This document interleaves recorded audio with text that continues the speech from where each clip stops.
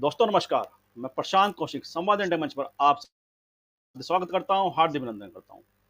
आप सबसे पहले श्री कृष्ण जन्माष्टमी की आप सभी को हार्दिक बधाई और हार्दिक शुभकामनाएं। और भगवान श्री प्रभु के चरणों में प्रार्थना है कि आप सभी पे वह अपनी कृपा बनाए रखें, अपना आशीर्वाद बनाए रखें और सभी जगह सुख शांति हो। और आज संवाद इंडिया मंच में हमारी चर्चा कंगना रनौत को लेकर, जो बीजेपी की सांसद है और फिल्म अभिनेत्री आप सभी जानते हैं।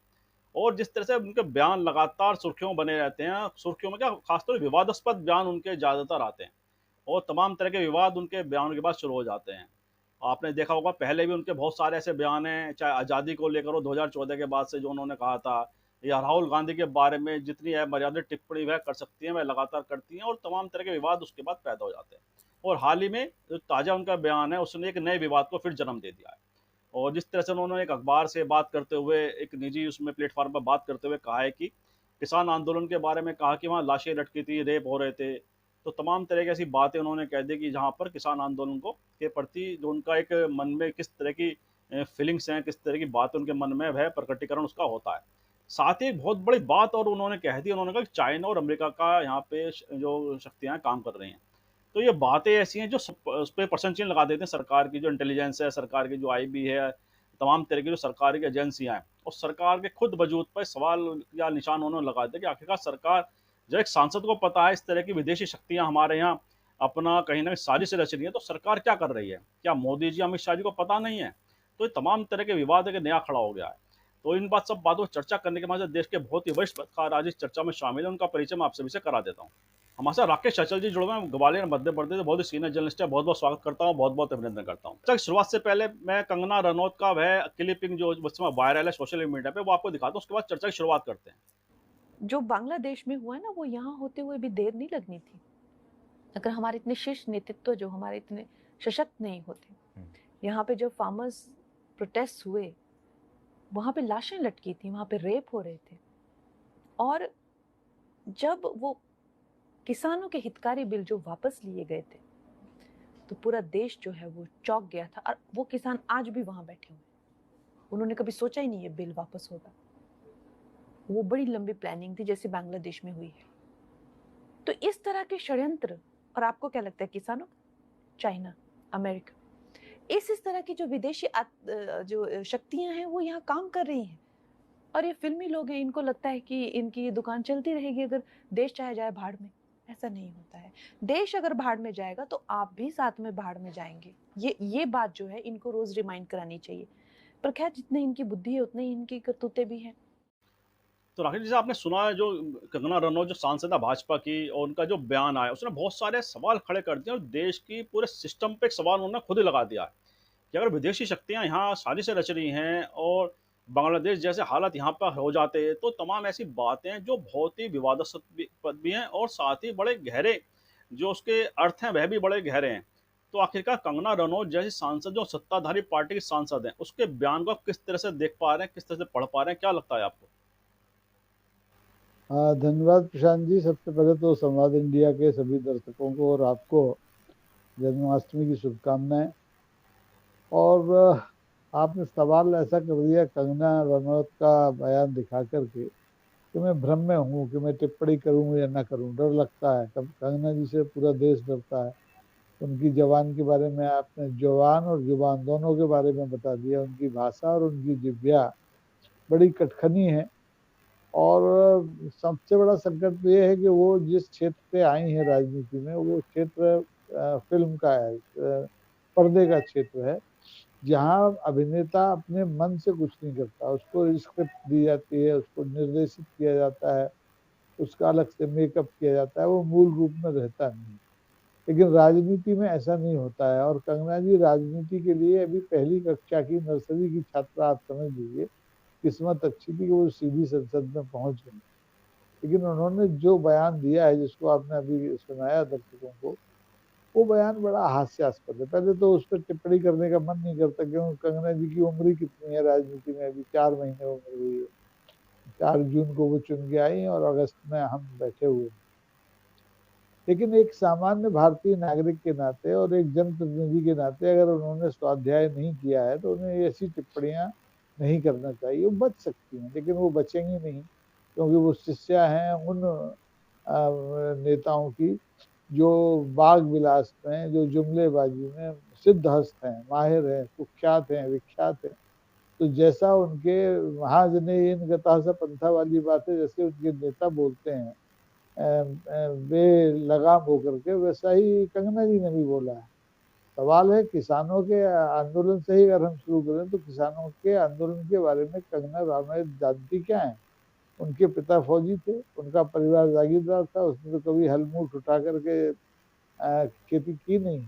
और अगर किसान 700 मरे और सरकार ने वो, इन्हीं की लोकप्रिय सरकार, जब तो कमजोर सरकार है, बैसाखियों वाली सरकार है, पहले तो मजबूत सरकार थी, उस सरकार ने अगर तीनों विधेयकों को वापस दिया तो कमजोर कौन हुआ? किसान कमजोर हुआ या सरकार कमजोर हुई? किसान अगर कमजोर होता तो सरकार वो विधेयक कभी वापस नहीं देती और उन कानूनों पर अमल करती। लेकिन वो कानून आज भी ठंडे बस्ते में है, जैसा कि कंगना जी कह रहे थे, किसान आज भी बैठे हुए हैं। निश्चित तौर पर किसानों के साथ अन्याय किया देश की सरकार ने, उनकी पार्टी की सरकार ने, उनकी पार्टी ने, इसलिए किसान आज भी बैठने को, धरने पर बैठने को मजबूर हैं। अगर सरकार ने वादा खिलाफी न की होती, जिन कानूनों को वापस लिया था उन कानूनों में किसानों की अपेक्षा के अनुसार संशोधन करके उनको कानून का रूप दे दिया गया होता तो ये बात ही नहीं होती। तो कंगना जी का जो भी बयान आता है बहुत बचकाना बयान होता है, और ये बयान तो बहुत ही बचकाना है। इसको देख कर मुझे टिप्पणी करने का मन नहीं होता, हंसी आती है, लेकिन चूंकि आपने आज विषय इसको उठा लिया है तो बात करना मेरी मजबूरी है, क्योंकि कंगना जी ये वक्तव्य अभी टिप्पणी के लायक मैच्योर नहीं हुए। जी। बिल्कुल, ये तो बात सही कहा आपने कि बचकाना बयान है, लेकिन बात ये चर्चा इसलिए है कि क्योंकि जिस तरह से उन्होंने मतलब भारत के इंटेलिजेंस जो संस्थाएं उन पे भी सवाल या निशान उठा दिया कि जो अमेरिका चाइना की साजिशों की बात की देश में वो काम कर रहे हैं, तो ये बड़ा सवाल है कि आखिरकार देश सरकार के सत्ता का हिस्सा है खुद वो सांसद है सत्ता पक्ष की, उसके बाद ऐसी बात कहना, ठीक है आप आलोचना अपने विपक्ष की कर सकते हैं, अपने विरोधी दल की कर सकते हैं आप, ठीक है, लेकिन एक मर्यादा तो होती है उस आलोचना में भी। तो ये जो बात है क्या बीजेपी के लिए ज्यादा बड़ा संकट पैदा नहीं कर रही है अपने बयान से? और प्रधानमंत्री मोदी या गृह मंत्री अमित शाह क्यों अभी तक शांत हैं, क्यों इन कंगना रनौत के बयान को वह सहन कर रहे हैं? आखिरकार कौन सी ऐसी मजबूरी है उन सब चीजों के पीछे, क्या मंशा है उसके पीछे? देखिए, मजबूरी तो कुछ नहीं है। भारतीय जनता पार्टी का नेतृत्व इस मामले में तो दूसरी पार्टियों के नेतृत्व से अच्छा है कि वो मजबूर नेतृत्व कम से कम अपने सांसदों के सामने तो नहीं है। लेकिन कंगना जी को नहीं पता है कि वो जो बोल रही हैं उससे उनकी पार्टी का और उनके पार्टी के नेतृत्व का कितना अहित होता है। जैसे उन्होंने चीन और अमेरिका के की खुफिया एजेंसियों के भारत में सक्रिय होने की बात की। ये एक इंटेलिजेंस का मामला है, अगर ऐसा उनके संज्ञान में है, उनके पास पुख्ता जानकारी है और होगी जानकारी, क्योंकि सत्तारूढ़ पार्टी की सांसद है वो, तो उन्हें ये बात अपने जाके फोरम पे कहना चाहिए, अपने गृह मंत्री को बताना चाहिए, अपने प्रधानमंत्री को बताना चाहिए कि भाई देश में आपके खिलाफ, आपकी सरकार के खिलाफ अमेरिका और चीन सक्रिय है। लेकिन अगर वो सार्वजनिक रूप से ये बात कहती हैं तो इसका मतलब ये है कि उनकी सरकार के संज्ञान में भी ये बात है, और सरकार ये जानते हुए कि विदेशी खुफिया एजेंसियां भारत में सक्रिय हैं, सक्रियता नहीं बरत रही है, एहतियात नहीं बरत रही है। और निश्चित तौर पर ऐसा अगर विदेशी हाथ की बात जब जब होती है तो वहाँ सत्ता स्थिर करने के लिए होती है। तो इस देश में सत्ता को विदेशी एजेंसियां अस्थिर करें, ये कोई पसंद नहीं करेगा, मैं भी नहीं करूंगा, आप भी नहीं करेंगे। तो भारत सरकार को, भारत के गृह मंत्री को अपनी पार्टी के सांसद के इस वक्तव्य को, क्योंकि एक देश के लीडिंग अखबार के साथ बातचीत में उन्होंने कहा है, तो पूरी गंभीरता से लेना चाहिए और स्थिति स्पष्ट करना चाहिए कि क्या सचमुच ऐसी स्थिति है जैसा कंगना जी कह रही हैं। अगर भारतीय जनता पार्टी की सरकार इस बयान पर, इस मुद्दे पर मौन रहती है तो ये मानकर चला जाएगा कि देश की जो रक्षा है, सुरक्षा है, वो खतरे में है, और हमारी जो सरकार है और उसको कुछ पता नहीं है कुछ भी जो देश में चल रहा है। जी।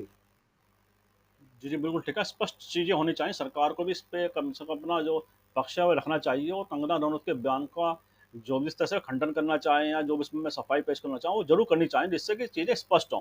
लेकिन जो अगर विदेश नीति की बात करें, क्योंकि अमेरिका के बारे में हमेशा कहा जाता है कि भारत के जैसे प्रधानमंत्री मोदी जी हुए हैं, जब से बड़े अच्छे संबंध अमेरिका के साथ हुए हैं, बड़े प्रगाढ़ता उन संबंधों में आई है। और मोदी जी भी हमेशा एक दोस्ताना व्यवहार वाला वहाँ पे अपना रुख भी दिखाते हैं, चाहे डोनाल्ड ट्रंप के साथ हो या बाइडेन के साथ हो।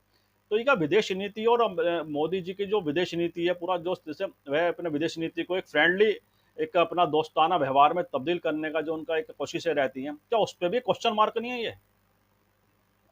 देखिए, भारत सरकार की विदेश नीति तो पिछले 10 साल से सवालों के घेरे में है, और अब कंगना जी के बयान से इस पर एक नया सवाल लग गया है।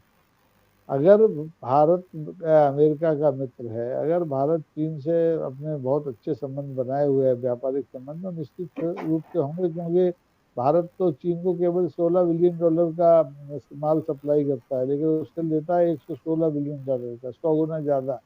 तो रिश्ते अच्छे होंगे। और अगर इन दो देशों से रिश्ते अच्छे हैं और उनके देशों की खुफिया एजेंसियां यहाँ काम कर रही हैं, तो ये तो मोदी जी के लिए बहुत बड़ा खतरा है। मोदी जी की विदेश नीति यहाँ फेल हो जाती है कि उनके मित्र, तथाकथित मित्र भी उनकी जासूसी करा रहे हैं। तो इस बारे में तो निश्चित तौर पर बहुत गंभीरता की जरूरत है। अन्यथा मेरी समझ में ये है कि भारत सरकार की जो विदेश नीति है पिछले 10 साल में किसी भी मोर्चे पर कामयाब नहीं हुई। हमारे पड़ोस में हमारा एक मित्र नहीं है। हम जिन सीमाओं से घिरे हुए हैं उनमें हमारा एक मित्र नहीं है। चीन से हमारी प्रगाढ़ दोस्ती नहीं है, जैसी किसी जमाने में रूस से हमारी हुआ करती थी। पाकिस्तान से हमारी दोस्ती नहीं है। नेपाल में वामपंथी चीन समर्थक सरकार आ गई है। श्रीलंका में तख्ता पलट के बाद वहाँ की सरकार हमारी मित्र नहीं है। मालदीव की बात है, आपने देख ही लिया वहाँ क्या हुआ पिछले दिनों। वहाँ के राष्ट्रपति ने भारत की सेनाओं को कैसे हटाने के लिए हड़काया। म्यांमार में हमारी दोस्ती नहीं है। वहाँ की घुसपैठ की समस्या लगातार हमारे सिर पर मंडराती रहती है। तो आखिर हमारी विदेश नीति का फल क्या है? हम खामखा विश्व बंधु बनना चाहते हैं। हम अमेरिका, रूस और यूक्रेन का युद्ध तो सुलझाने के लिए मध्यस्थता करने की बातें करते हैं, और अपने ग्रह में मणिपुर को सुलझा नहीं पाते हैं। तो ये सब एक खोखला आवरण है जनता को ठगने का। और अच्छा है ठगने जैसे 2-4 सांसद और हो जाएं, तो ये सरकार समय रहते एक्सपोज हो जाएगी। सरकार की जो नीतियां हैं वो जनता को पता चल जाएंगी कि भाई कितनी कमजोर सरकार है। बैसाखियों पर तो टिकी ही है कि देश की सुरक्षा भी इसके हाथ में बिल्कुल पक्के रूप से नहीं मानी जा सकती। इसलिए सबको जागरूक रहने की जरूरत है। जी। जी, जी, जी, जी। अच्छा, हम राजनीतिक बात करें, अगर देश की जो राजनीतिक स्थिति है देश के अंदर, जिस तरह राजनीतिक दल हैं कि उन्हें तो मौका मिल गया बैठे-बैठाए कि कंगना रनौत के इस बयान ने तो उन्हें मौका दे दिया है कि बीजेपी सरकार पर हमला करने का, बीजेपी की कड़ी आलोचना करने का। और देखा भी हमने कि तमाम विपक्षी दलों के जो बड़े नेता हैं, सभी के बयान उस पे आने लगे हैं। और कांग्रेस ने भी पलटवार किया है कंगना रनौत के बयान पर, आम आदमी पार्टी ने, किसान नेताओं ने, तमाम तरह के उन्होंने भाजपा पे सवाल उठाते हैं, भाजपा की नीतियों पर सवाल उठाते हैं। तो ऐसे में आगामी जो चुनाव है हरियाणा के अंदर, किसान आंदोलन की बड़ी भूमिका, मतलब हरियाणा की बड़ी भूमिका रही उस आंदोलन के अंदर, और लगातार बीजेपी के लिए वहां मुश्किलें राजनीतिक तौर पर पैदा हो रही हैं। तो कंगना के इस बयान ने क्या राजनीतिक रूप से और मुश्किलें पैदा कर दी बीजेपी के लिए हरियाणा के अंदर? लगातार जो उनकी मुश्किलें और बढ़ गई हैं क्या इस बयान के बाद? देखिए, निश्चित तौर पर कंगना जी ने जिस बचकाने ढंग का बयान दिया है, किसान, खास तौर पर किसानों का जिक्र करते हुए, बात तो कुछ और हो रही होगी, सवाल चूंकि सुना नहीं उसमें क्लिपिंग में हमने। तो मुझे लगता है कि कंगना जी ने एक गलत ढंग से इस बात को रखा है, किसानों के आंदोलन का जिक्र किया है। तो इसका नुकसान, चाहे हरियाणा में चुनाव हो, चाहे अभी आने वाले दिनों में महाराष्ट्र में चुनाव हो, चाहे झारखंड में हो, चाहे बिहार में हो, इस बयान को से आग तो लगेगी। सत्तारूढ़ दल को इसका खामियाजा भुगतना पड़ेगा। भले ही कंगना रनावत अभी सरकार में की केवल सांसद हैं सरकारी पार्टी की, वो किसी संवैधानिक पद पर नहीं है, मंत्री नहीं है, कुछ नहीं है, लेकिन है एक स्टार हैं और उनको फ्रंट में रखा जाता है। भारतीय जनता पार्टी ने उनको सामने रख के बहुत इस्तेमाल किया। उनका इस्तेमाल केवल एक अभिनेत्री के तौर पर नहीं किया, बल्कि जो हिमाचल की राजनीति, उसमें राजनीति में सेंध लगाने की कोशिश की थी। वो तो दुर्भाग्य है कि कंगना जी जीत गई और हिमाचल की सरकार बरकरार है, वो गिरा नहीं पाई, क्योंकि उनके पास पॉलिटिकल ना तो समझ है, ना उनके पास ताकत है। लेकिन पॉलिटिकल नासमझी की वजह से वो अपनी पार्टी को लगातार समस्याओं के सामने खड़ा कर रही है। अब हरियाणा चुनाव में दिन कितने बचे हैं? अगर वहां के किसानों ने कंगना जी का बयान सुन लिया होगा, या उन्हें सुना दिया जाएगा आने वाले दिनों में, अब तो तकनीक इतनी अच्छी हो गई है कि आप जो भी बात कहें उसको बरसों तक बार बार दिखा सकते हैं। तो आप देखेंगे कि बिल्कुल हरियाणा के किसान नाराज होंगे और वो थोड़ा बहुत जो उनके मन में जगह बची होगी बीजेपी के लिए वो भी अब समाप्त हो जाएगी। वैसे भी हरियाणा में स्थितियां बहुत नाजुक हैं। जम्मू कश्मीर में किसान चूंकि होते नहीं बहुत ज्यादा, वो तो फल उत्पादक देश है, तो प्रदेश है, तो वहाँ की स्थिति भिन्न है, वहाँ इसका असर नहीं पड़ेगा, लेकिन हरियाणा पर जरूर इसका असर पड़ेगा, क्योंकि हरियाणा के लोग किसान जो है बड़े जमीर वाले किसान हैं, और वो पहले से घायल हैं, पहले से उनके जख्म भरे हैं, और उन पर कंगना जी ने एक तरह से ये बात कह करके नमक छिड़क दिया है। जी जी, जी, बिल्कुल ठीक। बाकी ऐसे जो बयान है वह कहीं न कहीं जो परेशानियाँ या उनका जो दुःख होता है वह लगातार दोबारा हरा हो जाता है। तो ये जो अगर हम बात करें कि जो नेताओं के बेतुके बोल हैं, जिस तरह से बेतुके विवादास्पद बयान देने में राजनीतिक लोग पीछे नहीं रहते हैं, कंगना रनौत भी उस राजनीति का हिस्सा बन चुकी हैं।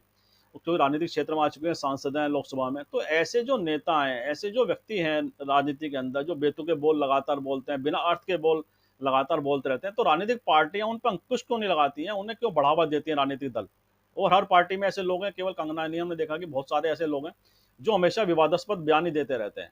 कुछ तो बड़ा एक्सपर्ट हैं कि पाकिस्तान भेजने की बात करते रहते हैं हर बात में, कुछ लोग ऐसे भी हैं। तो तमाम तरह के ऐसे राजनेता इस समय देश की राजनीति में सक्रिय हैं, और लोग भी उन्हें समर्थन देते रहते हैं, लगातार चुनाव में जिताते रहते हैं, उन्हें राजनीतिक शक्ति भी देते रहते हैं। तो आखिरकार ऐसी कौन सी मतलब कमी ऐसी विकृति राजनीति में आ चुकी है, लगातार ऐसे लोगों को बढ़ावा दिया जा रहा है राजनीति में, राजनीतिक दलों के द्वारा भी, और जनता भी कहीं ना कहीं अपने वोट के माध्यम से, मत के माध्यम से, और ऐसे लोगों को मजबूत भी करती है। क्या लगता है आपको? देखिए प्रशांत जी, जो तमाशा होता है उसमें हर तरह के किरदारों का इस्तेमाल किया जाता है। अब राजनीति भी इस देश की तमाशे में तब्दील हो चुकी है, तो वहाँ कंगनाओं की भी जरूरत पड़ती है, वहाँ पर गिरिराज किशोर जैसे शिखाधारी नेताओं की भी जरूरत पड़ती है, जो चुन चुन के शब्द बोलते हैं और अक्सर हिंदुस्तान की आबादी को पाकिस्तान भेजने की बात करते रहते हैं, आपने जिक्र किया। तो ऐसे लोग हर पार्टी में हैं। कांग्रेस में भी जो चौधरी साहब हैं, आप देखें बंगाल में कांग्रेस कुछ बोलती है, चौधरी साहब कुछ बोलते हैं। और समाजवादी पार्टी में भी ऐसे लोग हैं, अखिलेश जी कुछ बोलते हैं, उनके चाचा कुछ बोलते हैं। तो ये तो एक अनिवार्यता हो गई है कि हर पार्टी को विदूषक चाहिए, हर पार्टी को ऐसे लोग चाहिए जो जनता के नज़र में बहुत जाने पहचाने लोग हैं, जिनका राजनीतिक अस्तित्व भले ही कुछ ना हो, लेकिन अगर वो कुछ बोलते हैं तो उससे प्रतिध्वनि निकलती है, और ये जानबूझकर इनका इस्तेमाल किया जाता है। ऐसा नहीं है कि कोई भी राजनीतिक दल इन पर लगाम नहीं लगा सकता, 1 मिनट में लगाई जा सकती है, लेकिन राजनीतिक दलों को इनकी जरूरत है मिसचीफ करने के लिए, बदमाशियां करने के लिए, अफवाहें उड़ाने के लिए, और बिना सिर पैर के मुद्दे खड़े करने के लिए, असली मुद्दों से ध्यान भटकाने के लिए। तो इनकी उपयोगिता को खारिज नहीं किया जा सकता, हर दल में इनकी जरूरत है, और ये तब तक रहेगी जब तक कि राजनीतिक नेतृत्व जो है देश का वो खुद अपने आप में गंभीर न हो जाए। अगर वही बिरसा मुंडा को जो 1857 में पैदा होते हैं, 1875 में पैदा होते हैं, उन्हें 1857 के प्रथम युद्ध स्वतंत्रता संग्राम का नायक बताता हो, तो उस पार्टी के नेताओं से आप क्या अपेक्षा करते जी, जी, जी। बड़ी गंभीर बात आपने कही। तो जो राजनीति का जो स्तर है लगातार दिखते हैं हम, इसका निमन भी होता जा रहा है, लगातार कमज़ोर भी हो रहा है। तो ये बड़े चिंता का सवाल है कि ऐसे लोगों की भरमार राजनीति में हो गई है जो लगातार जो राजनीति का समस्त विमर्श है उसको कमज़ोर कर रहे हैं। तो बड़ी चिंता की बात है। तो इसमें जो राजनीतिक दल हैं, उसको आपको किस तरह से कुछ मतलब एक सुझाव देना चाहेंगे राजनीतिक दलों को कि कुछ ऐसे परिपक्वता लाएँ अपने व्यवहार में, अपनी क्रियाओं के अंदर, अपने कार्य के अंदर, कि ऐसे नेताओं को वह बढ़ावा ना दें। ऐसे नेताओं का क्योंकि दखल जिस तरह से राजनीति में बढ़ रहा है, उसने राजनीतिक विमर्श को तो बहुत कमज़ोर कर ही दिया है, और हम ये आम जीवन में भी देखने लगे हैं। जो उनके समर्थक वर्ग है, जिस तरह से उनमें घृणा का भाव पैदा हो गया है, नफ़रत का भाव पैदा हो गया है, वह क्या आने वाले भविष्य के अगर राजनीति के दृष्टिकोण से उसकी बात करें, तो वह किस तरह से आप देखते हैं पूरे इस विषय को? हैं? देखिए मेरी समझ में भांग तो पूरे कुएं में पड़ चुकी है।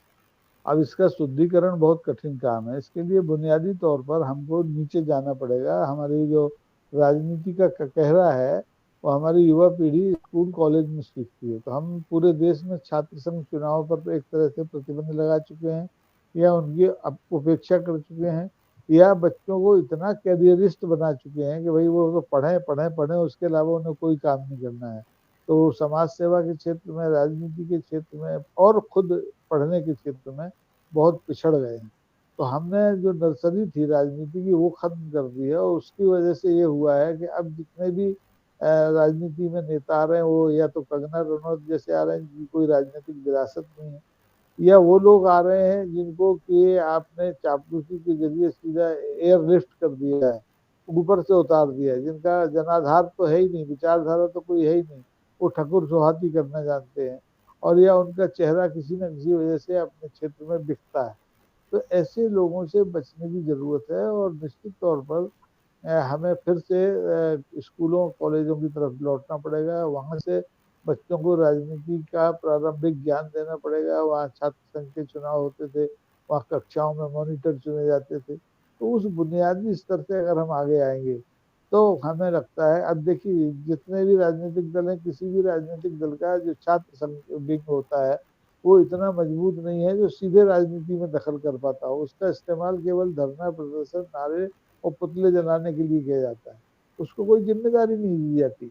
तो अब संसद में आप देखेंगे कि मान लीजिए सत्तारूढ़ी दल है, अखिल भारतीय विद्यार्थी परिषद का जो मौजूदा कैडर है उसमें से कितने लोग चुन के आए? हालांकि सब अखिल भारतीय विद्यार्थी परिषद में काम कर चुके हुए लोग होते हैं जो बुढ़े हुए हैं, लेकिन नए नए लोग कितने आए उस पर आपका ध्यान नहीं। आप उसमें महिला, आपने नारी शक्ति बंधन की बात की, उस 33% देने की बात की, अभी हाल के जो चुनाव हो गया लोकसभा का उसमें आपने कितनी नारी शक्ति वंदना कर दी टिकट दे करके? कुछ नहीं की। जो पहले आप 12, 13, 14% पर अटके थे वहीं आज अटके हुए हैं।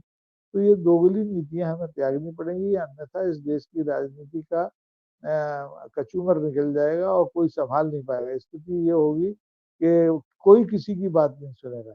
जब किसी की बात नहीं सुनेगा, अपील नहीं होगी किसी नेता की, तो फिर राजनीति का भविष्य तो खराब होने वाला है। जी। बिल्कुल सही कहा आपने कि बड़ा गंभीर संकट भी है राजनीति के और दृष्टिकोण से देखें कि और आने वाले भविष्य की जो हमारी पीढ़ियां हैं उनके सामने भी एक गलत बड़ा ऐसा आदर्श प्रस्तुत हो रहा है जो लगातार कहीं ना कहीं उनकी मानसिकता को बड़ा प्रभावित भी करेगा। और हम देखते हैं आईटी सेल वगैरह जिस तरह के ये प्रारूप सामने आए हैं का जिस तरह से एक प्रारूप बड़ा सामने आया है और जिसका सदुपयोग होना चाहता है लेकिन दुरुपयोग ज़्यादा हो रहा है। उल्टे सीधे फेक मैसेज या फैब्रिकेटेड चीज़ ऐसी बनाई जाती हैं कि नेताओं के प्रति मतलब दुर्भावना पैदा की जा रही है समाज के अंदर। तो ठीक है आपकी विरोधी पक्ष है लेकिन दुर्भावना पैदा करना कहाँ तक उचित है क्योंकि जिस तरह से जो आधुनिक तकनीक है उस टेक्नोलॉजीज का उपयोग हो रहा है बल्कि दुरुपयोग जैसे मैंने कहा दुरुपयोग ज़्यादा हो रहा है।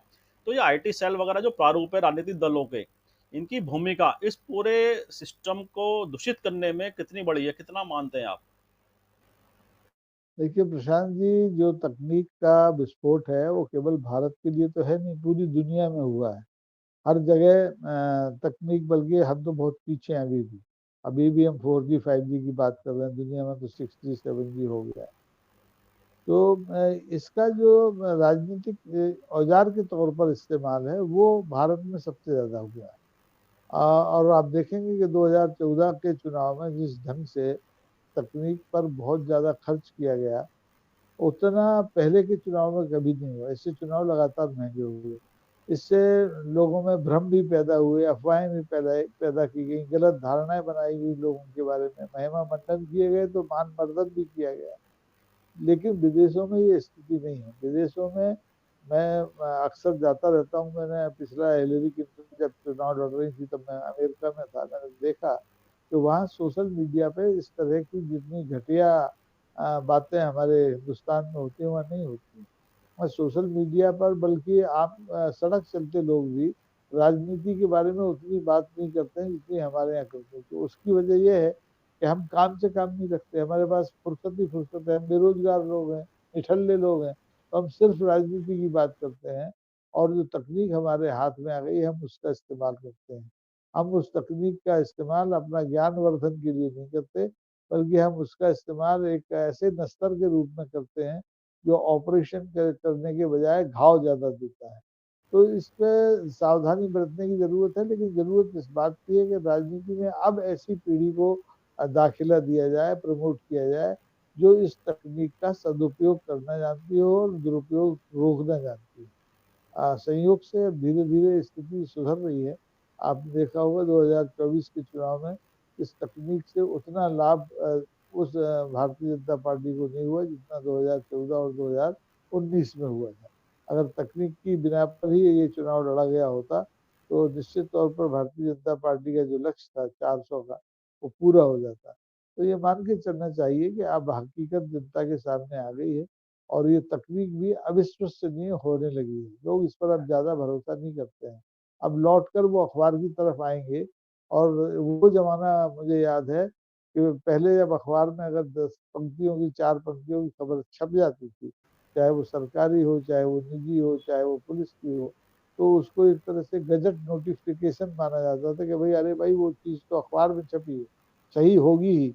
तो वो स्थितियां फिर लौटेंगी क्योंकि नई तकनीक के विस्फोट के बाद जितना इसका दुरुपयोग हुआ उसके उसकी विश्वसनीयता बहुत कम हुई है और राजनीति दोबारा से मैन टू मैन कॉन्टेक्ट पर लौट रही है। राहुल गांधी ने ये कोशिश भी की 2 भारत यात्राएं करके और मुझे लगता है कि आने वाले दिनों में सारे राजनीतिक दलों को जनता से सीधे संवाद करना होगा और ईमानदारी से संवाद करना होगा। अब तकनीक का इस्तेमाल ढंग से शुरू हो ना तो आप देखेंगे इस देश में इलेक्टोरल बॉन्ड की कोई जरूरत नहीं होगी, किसी को काले पैसे की जरूरत नहीं होगी। ये तो इतनी सस्ती है कि आप घर बैठे पूरे देश से बात कर सकते हैं, लाइव स्ट्रीम में चले जाइए, असंख्य लोगों से बात कर सकते हैं। लेकिन हम नहीं करते, हम उसका इस्तेमाल लोगों के मान मर्दन के लिए करते हैं और उसमें फेक जानकारी के लिए करते हैं, चेहरे बदलने के लिए करते हैं, आवाजें बदलने के लिए करते हैं। तो इससे बचने की जरूरत है। जी जी, जी, बिल्कुल ठीक कहा आपने कि जो जिस तरह से आपने कहा कि लाइव स्ट्रीम कर सकते हैं, भई काले धन की आवश्यकता नहीं पड़ेगी किसी को। लेकिन मन की बात तो प्रधानमंत्री पिछले 10 साल से कर रहे हैं, तो बड़ा लाइव एग्ज़ाम्पल है कि मन की बात से अपने कार्यकर्ताओं को बूथ स्तर तक वह संदेश लगातार देते हैं महीने में। तो ये इस तरह की जो टेक्नोलॉजी का उपयोग है, इसे मतलब बिना पैसे के जो काले धन की जो एक राजनीति के अंदर लगातार उसका कहीं न कहीं इज़ाफ़ा हो रहा है, उसको भी रोकथाम उस पे बड़े स्तर पर हो सकती है। अच्छा, कंगना रनौत की फिर बात करें तो जो का बैकफायर वाले जो स्टेटमेंट है कंगना रनौत के, बार-बार ऐसे बयान आते हैं, कहीं न सेल्फ गोल भी हो जाता है और बैकफायर भी वह साबित होता है। तो कंगना रनौत को पता है इस बात का कि उनके बयान हमेशा एक नया विवाद खड़ा कर देते हैं, नया बखेड़ा खड़ा कर देते हैं और कहीं न कहीं राजनीतिक तौर पर उनकी पार्टी के सामने बड़ी विचित्र स्थिति खड़ी हो जाती है, उनके नेताओं के लिए बड़ी विचित्र स्थिति खड़ी हो जाती है। उसके बावजूद भी उनका लगातार ऐसे बयान देना, ये क्या कहानी है? ये क्या दर्शाता है? देखिए कोई कहानी नहीं है, बहुत स्पष्ट है कि भारतीय जनता पार्टी में अभी इतना बड़ा लोकतंत्र नहीं है कि उनका कोई सांसद पार्टी की रीति नीति से हटकर बात कर ले। तो कंगना जी जो कहती हैं वो उनकी पार्टी उनसे कहलवाती है। कंगना जी सिर्फ एक कठपुतली है, काठ की पुतली है, डोरियां किसी दूसरे के हाथ में है। वो अपनी मर्जी से एक बात नहीं कर सकती और जिस दिन वो अपने मन की मालिक हो जाएंगी उस दिन वो इस पार्टी में रह नहीं पाएंगी। क्योंकि भारतीय जनता पार्टी में आपने देखा होगा उनसे कंगना जी की तो हैसियत ही क्या है। शत्रुघ्न सिन्हा अपने जमाने के एक बहुत बड़े कलाकार हुआ करते थे, दूध में मक्खी की तरह निकाल दिए गए जैसे ही उन्होंने बोलना शुरू किया पार्टी लाइन से हट। उनके मेरे ख्याल से फॉलोअर कंगना से ज्यादा रहे होंगे किसी जमाने में। तो अभी कंगना जी जो भी बोल रही हैं वो पार्टी के हिडन एजेंडे पे काम कर रही हैं। वो चाहती हैं कि इस तरह के बयान दे करके देश में भ्रम पैदा किया जाए और नफरत की राजनीति को फिर से हवा दी जाए और उससे उन्हें तो मुफ्त में सुर्खियां मिल जाती हैं और पार्टी का काम हो जाता है। मतलब दोनों हाथ में लड्डू है। कंगना जी को उधर का पार्टी के लिए काम कर रही है जैसा पार्टी ने कहा और दूसरे चूंकि उठपटांग बयान आप देती हैं तो आपको देखने वालों की संख्या बढ़ती है, आपका चेहरा ज्यादा लोकप्रियता के आंकड़ों के हिसाब से लोकप्रिय हो जाता है। तो कंगना जी तो बेचारी एक कठपुतली है, उन पर दया करनी चाहिए कि वो ऐसे बयान देती हैं जानबूझ करके, ये जानते हुए कि ये देश के हित में नहीं है। लेकिन है मजबूरी, राजनीतिक प्रतिबद्धता भी तो कोई चीज होती है। जी जी, जी, जी, जी। बहुत महत्वपूर्ण बात आपने कही। अच्छा, हम बात करेंगे अगर जैसे कि बीजेपी की राजनीतिक शैली की बात करें, आरएसएस का बड़ा एक इसमें बड़ा प्रभाव हमेशा बीजेपी की राजनीति पर रहा है और ऐसा माना जाता रहा है, पूर्व में ऐसे बड़े नेता भी हुए हैं बीजेपी के अंदर, आरएसएस के अंदर, जिनकी भाषा शैली को लेकर हमेशा प्रशंसा उनकी की जाती रही है। तमाम विरोधी दल उनकी प्रशंसा करते रहे हैं कि उनकी भाषा शैली इतनी संयमित होती थी, आलोचना भी इतनी मतलब उसमें एक गरिमा रहती थी, हमेशा एक मर्यादा रहती थी आलोचना में। वो कड़े से कड़े शब्दों की वह उपयोग करते थे उस आलोचना के अंदर अपने विरोधी दलों के नेताओं के लिए। लेकिन मर्यादा कभी ताड़-ताड़ नहीं करते थे। लेकिन आज जिस तरह से ऐसे नेताओं की भरमार हम देख रहे हैं राजनीति में, चाहे कंगना रनौत तो लाइव एग्जाम्पल इस समय है ही, साथ ही पार्लियामेंट के अंदर जो विधुड़ित उनके सांसद थे, जिस तरह से उन्होंने भाषा का उपयोग अपने विरोधी दल के सांसद के लिए किया था, मतलब वो भी शायद इतिहास में शायद ऐसा इतना अमर्यादित टिप्पणी पार्लियामेंट के अंदर शायद ही किसी नेता ने कभी कही हो इस तरह को। और बाहर अनुराग ठाकुर की भी पार्लियामेंट के अंदर राहुल गांधी को लेकर, जाति को लेकर जिस तरह से बात की गई थी। और बाहर तो मतलब बाहर अगर पार्लियामेंट के बाहर सड़कों पर तो ऐसे अनगिनत ऐसे उदाहरण हैं जहां इस तरह की भाषाएं उपयोग नेताओं के द्वारा की गई हैं। तो क्या ये एक कंपटीशन है भाजपा के अंदर भी, भाजपा के नेताओं के अंदर भी, कि वह जितनी कितनी अमर्यादित टिप्पणी कर सकें, कितनी स्तरीन टिप्पणी कर सकें गांधी परिवार को लेकर या कांग्रेस को लेकर, क्या उनके नंबर उस पार्टी के अंदर उतने बढ़ जाते हैं? एक जो राजनीतिक कंपटीशन नेताओं के अंदर है, ये क्या है? प्रशांत जी, ये दुखद स्थिति है कि ये भारतीय जनता पार्टी जिस मर्यादा पुरुषोत्तम राम का नाम लेकर के राजनीति में आगे बढ़ी थी और सत्ता के शीर्ष तक पहुंची, उसी पार्टी ने मर्यादाओं को तार तार किया, राजनीति की मर्यादाओं को। कलयुग की वो छोड़ दीजिए, त्रेता वाली राजनीति। कलयुग में ये रामराज्य रहना चाहते थे तो इन्होंने मर्यादाएं हर तरह तोड़ी, भाषा के स्तर पर तोड़ी, व्यवहार के स्तर पर तोड़ी, कानून के स्तर पर तोड़ी। और अब निश्चित तौर पर मुझे कभी कभी लगता है, जैसा कि आपने भी कहा, कि भारतीय जनता पार्टी में भीतर ही भीतर नेताओं में एक प्रतिस्पर्धा चल रही है, कौन कितना घटिया बोल सकता है, कौन कितनी अमर्यादित भाषा का इस्तेमाल कर सकता है। और इससे शायद उन्हें लगता है कि जो जितना गंदा बोलेगा, जो जितना अमर्यादित बोलेगा, उसे उतने ज्यादा नंबर बढ़ेंगे, उसे भारतीय जनता पार्टी का हाईकमान उतनी ज्यादा जिम्मेदारियां देगा। और ऐसा हुआ भी है, पहले हुआ भी है।